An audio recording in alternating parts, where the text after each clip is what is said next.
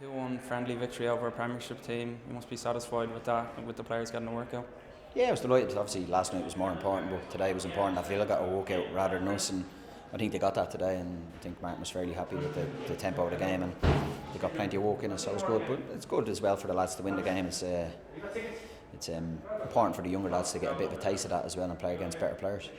Bit of a morale boost then, was it, for the club, the players? No, I don't think so. Last night, like I said, was the important one where we had to get ourselves up and get playing again and win the game and get ourselves back into a position in the league that we got a chance to win it. So that's what we done. We were good last night, good performance, solid all round, good start to the game and seeing the game out quite well. So we move on. And who was the lad you brought on front, Enzo, who scored a great winner, didn't he? Yeah, he's only 17. He's a French boy, so we just brought him in to have a look at him. And the big Spaniard as well at the back that we brought on, we had to have a look at both of them. So just bringing them in, have a look. We've been trying to get a couple over from that part of the world for a while, so we've done that now. We had a look, and two of them did okay.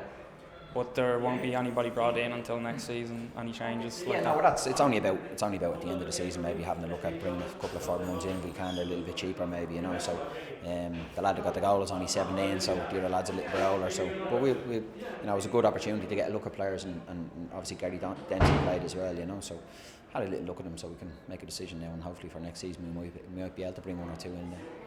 And the 3-0, looking back to last night away to Bray, were you happy with the response after the TNS game? Yeah, it was great. It was a tough game for us because, you know, people think you should go to Bray and win, but a couple of the teams around us have dropped points out there this season, so we knew we had to start the game properly, and we did. We started quite well, and Paddy took his goals well, and we settled down and passed it well. Could have scored a few more in fairness, and Killian's goal sort of killed the game, and we seen it out quite well, so I was very pleased with them, yeah.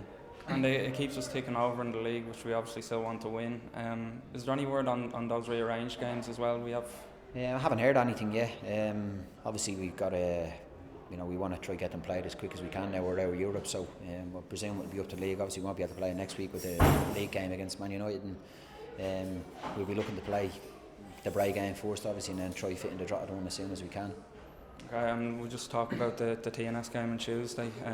Was that just a bad day at the office, or was there something fundamentally wrong at how we approached the game? No, there's never. There's nobody can label that at this time, and I won't accept that being labelled at this time. We had a bad night. End of story. And their manager seemed to think that the pitch played a big part. Did that come into it at all? You don't want to comment on it. You know, it's not something we're used to, but it's only an excuse at the end of the day, and we're not looking for excuses. We held our hands up. Every one of us, two-man, players, staff, we got it wrong. I maybe picked the wrong team, the players didn't perform. Happens, and like I said, we very rarely have occasions like that with these players, you know, and I think we'll move on. We're disappointed, we're very disappointed, we're hurting like hell, but there's not a lot we can do now. You didn't really mince your words after the match, like you came out and said what had to be said. Did you feel let down by some of the players? No, I've never been let down by these players, never ever. I was more disappointed for the players than anybody else, because I know that performance is not where they're at, not where they've been at, and probably will never happen again. And that's, you know, disappointing from their point of view. I know how much they wanted to get through and pit their wits against Anderlecht, and it's not to be. And when you have a disappointment like that, it's how you respond to it, and that's what we've got to do. We let people down on the night, we let ourselves down on the night, and like I said, we can't put our finger on it at the moment. I haven't watched it again yet. I might watch it this week if I get the chin up to watch it, but and we'd analyse it then and maybe go through a few things, but just one of them nights, disaster from every point of view. You know, there's not a lot I can say after that, to be honest. And what did you make of the travelling support over there? They vented their anger at the final whistle. Yeah, you know, well, the support, since I've been in the club, the support has been fantastic, absolutely fantastic. Both home and away, particularly away, travelling support has been immense. I think, you know, there's an element in the support in Wales that was over the top and out of order as far as I'm concerned. Don't mind taking abuse.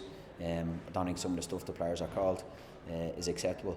But, you know, we went to Bray last night, and as far as I can see, what we had in Bray last night is their genuine supporters who were tremendous. Clapped the team on and clapped them off at the end and got behind them right through it. And that's all we're looking for, and I think the supporters know what they get from this team. I can understand the frustration the other day, and it would have been hard to hold back myself if I was sitting on the other side of the fence. So, but I don't think they can point a finger at these players too often. From a supporter's point of view, we're like reading stuff in the papers about bonuses, etc. What actually happened in that regard? Well, I'm not going to go into that. That's a private matter between the club and the players. And but if people think a bonus has affected the performance, well then it's not the case, because we've been through the mire here in relation to money and everything else, so that can't be labelled at the players. You spoke after the match about the wider implications of going out of Europe. You spoke about releasing players. Is that realistically going to happen? Well, what I said after was that we're in a position now where financially we're in trouble, but that's not just down to one football match. That's down to 3 or 4 years of the way the club has been run, and we've got to sort that out. We know that as a club, everybody's got to take responsibility for that, and we've got to try put that right. Hopefully we can hold on to everybody. If we can't, that's just football, and we've got to get on with it. At the moment, do you see anybody leaving before the end of the season? Well, nobody wants to go. So like I said, the players know the position, I know the position, so we can only, in football you can only go day to day, because things can change. Like you say, we're also devastated on the Tuesday night, and here we are today after beating a Premiership team, and that just shows you the madness of football, and not that it's any consolation for anybody, but it just shows you where football is and how it changes from day to day. And I know that people at the club are working hard at the moment to try to resolve the situation, and hopefully that can be done. Just again, as supporters, like they can only pick up what they read in the media, and there was talk of us going part-time. Is that realistically going to happen next season? Well, that hasn't been discussed as far as I'm concerned. I don't know what the situation is in that. Obviously that's not something I'd want to happen, but that's obviously open for discussion with the board and myself when the season ends, or as we prepare to end the season and look forward to next season. So the honest answer is that I don't really know what the situation is in relation to where we're going to be at the end of the season. And is there anything you just want to add finally? Just we want to go and obviously win the league now and pick up that prize money, which is important. Yeah, I think from the supporters' point of view, and we had to get a message. We're hurting like hell. If people think we're not, well, then pride, everything was damaged the other day for us, and that's difficult to accept. But in my job and our job, we've got to get up and get the next day and go training and face the facts. And I think I've said this before. The supporters of this club have been brilliant to me since I've been here. They've backed the team that I've put out on the pitch week in, week out, and I expect that to happen. I expect that from the genuine people that follow this football club, and it will happen. And they know what we're here for. We're here to win things, and please God, at the end of the season we'll be able to add another trophy to the ones we've won already, and they can enjoy that. And hopefully TNS will be a distant memory by that stage. I'm just looking forward finally to St Pat's on Friday night. Will Conor Powell come back into the squad for that game? Well, we'll see how he did well today. Conor got a bit of a good goal, obviously.